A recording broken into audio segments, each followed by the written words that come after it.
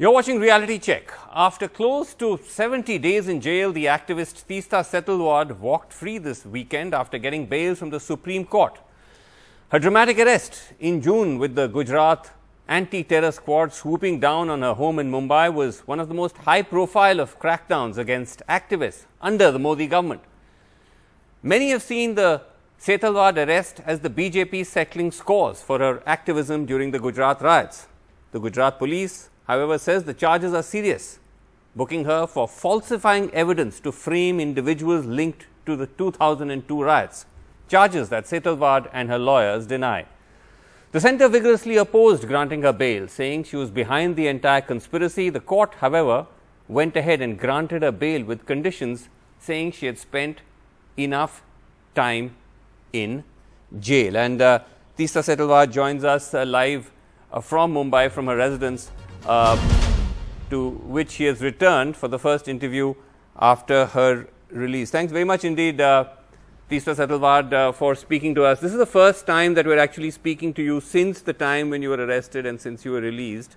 And so I'd like to start from that day in June when the ATS landed up at your house. Did you have any indication that this was coming? Because you had that Supreme Court order just a few days earlier in the Zakia Jafri case, which said that, petitioners have sort of had doubtful intentions, and there was a kind of premonition. Did you have a premonition at all?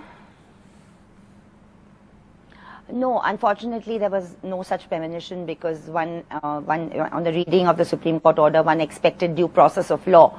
But Srinivas, I would like to really speak about the conditions in jail for women and children, the facilities available or not available. Sure. Because I think that's a real issue that citizens and civil society need to look at.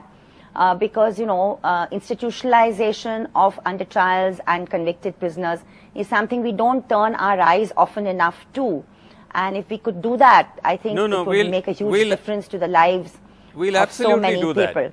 Yeah. We'll absolutely do that, because I understand also that you might have some, sort of limitations in terms of being able to talk about the case. So I'm not getting into the case here, but I just want to understand it more from the point of your experience of what happened when the police, from the time when the police landed up. No, I mean, frankly speaking, frankly, one expected due process, a notice if necessary, a notice, etc., to be given, etc., not the kind of crackdown as it happened.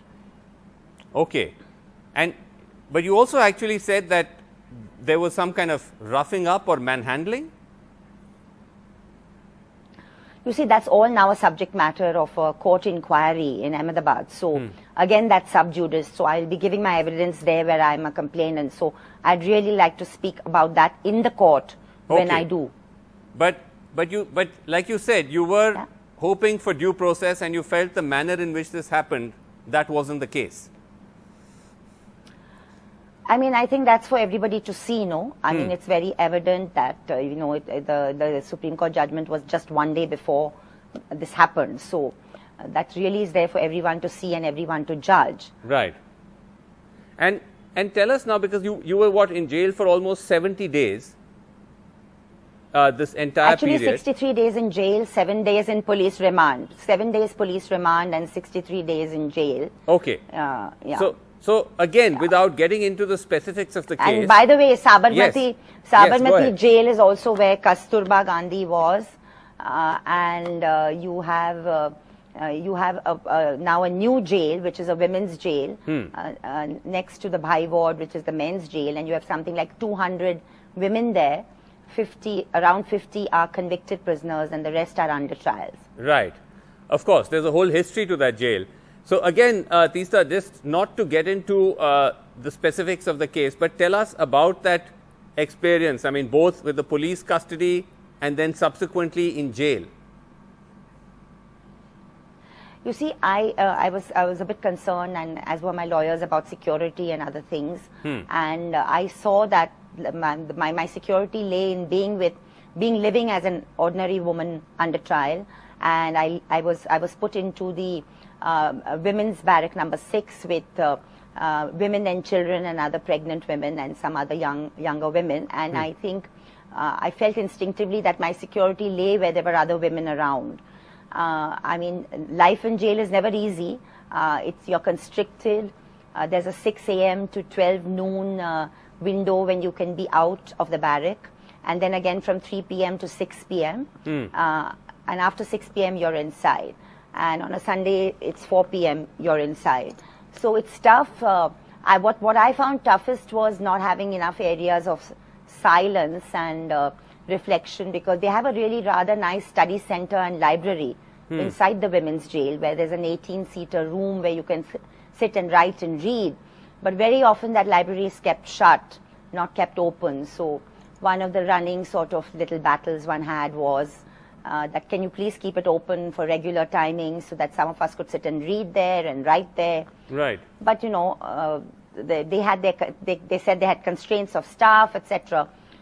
Then you have the whole issue of health in jails. You have many women who are suffering from chronic issues, and you know, there are also mental health issues, Srinivas. You know, there are mental health issues because of confined spaces, and I think mental health is something that we don't take seriously enough in this country. Right. What I found very, very difficult was that the jails run by what is known as the jail manual in our country, you know, and when you are sent to judicial custody, sometimes completely unexpectedly, you know, a copy of this manual is not given to you, so you don't really know what are your rights or what are not your rights. So one of the things I think is important to happen is that in Hindi, in Gujarati, in any regional language, copies of the jail manual need to be made available to the under trials so that they know what their rights are. Right. You know. Did you in terms of family visits, in terms of lawyer visits. Right.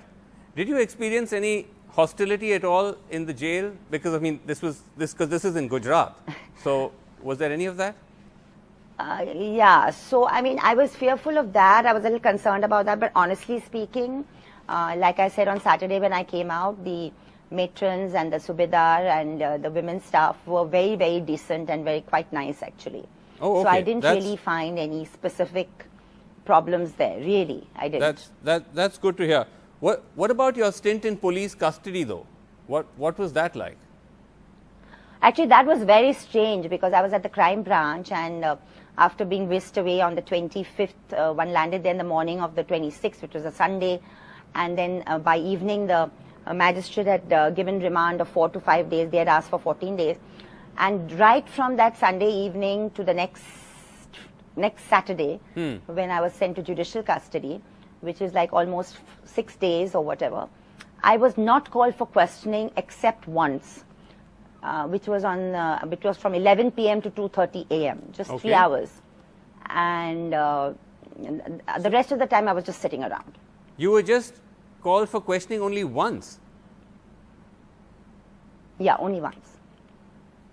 That's extremely surprising because, like you said, you were there for almost close to, like, what was it, 5 to 6 days. 6 days. Yeah. Six. I mean, 5 to 6 days if you count of Sunday to Saturday. Yeah. I see. And any explanation given as to why? Because no explanation. Okay, but Teesta, coming to the wider question of your arrest, which of course, you know, in several quarters was seen as a sign of an attempt to once again target civil society, to once again target voices that may have been seen as critical of the establishment, with of course the counter coming, and again we're not getting into the specifics of the case per se, with the counter coming that this is not, you know, conventional activism, this is motivated, this is, you know, got political, you know, dimensions to it. See, I'll just repeat here the July 11th judgment of the Supreme Court, which came out while I was in jail. I read about it through the newspapers. I used to get 2 newspapers a day and also read some of the Gujarati papers that some of the fellow under trials got, because I can read Gujarati, it's my mother tongue.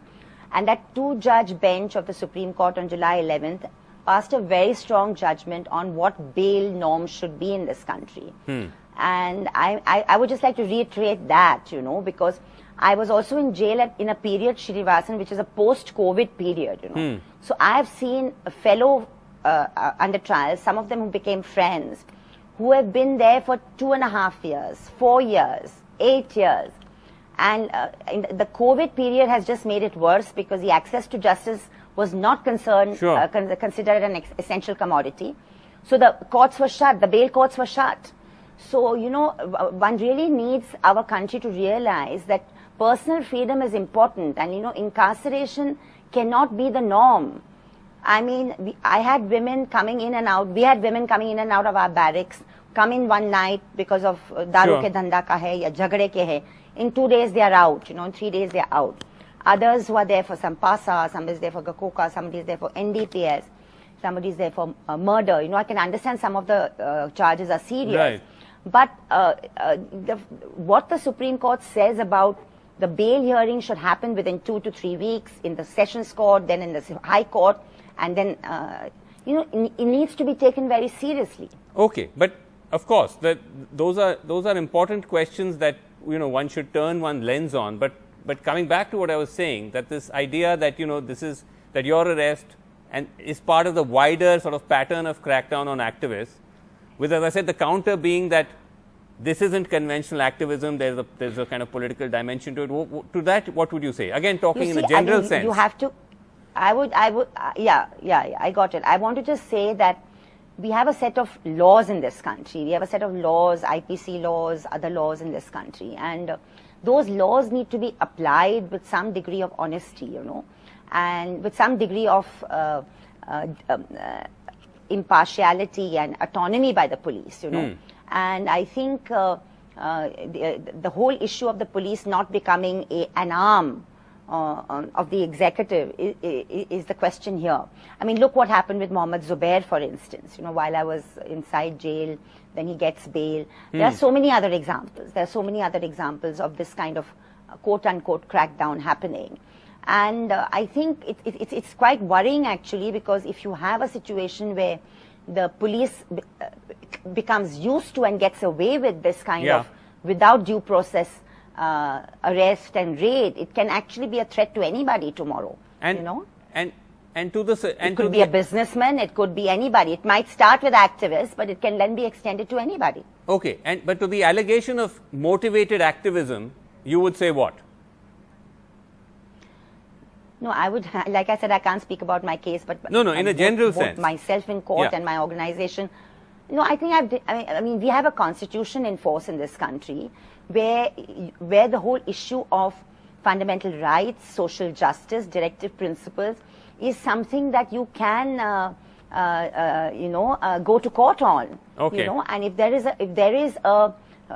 is a feeling by a set of people, whether it is citizenship law or any other thing, where they feel that they are being discriminated by the state, right? Then the Constitution gives us the right of justiciability to go to court, you know. Okay. That right cannot be taken away from individuals.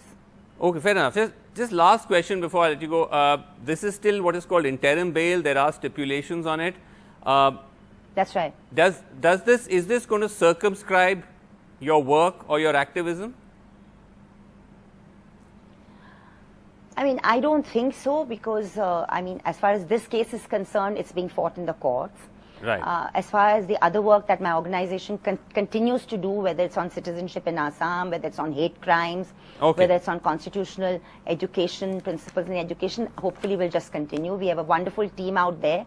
In the last 70 days, the work did not stop.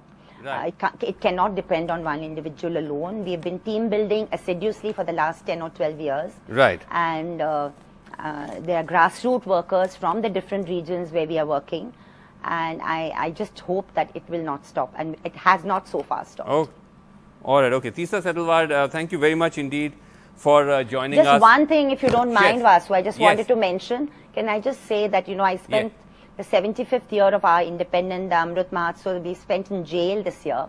And all of us women under trials were really looking forward to some sort of celebration in the jail. But the women's jail at Sabarmati had nothing on 15th August, and that upset us deeply. Okay. All right.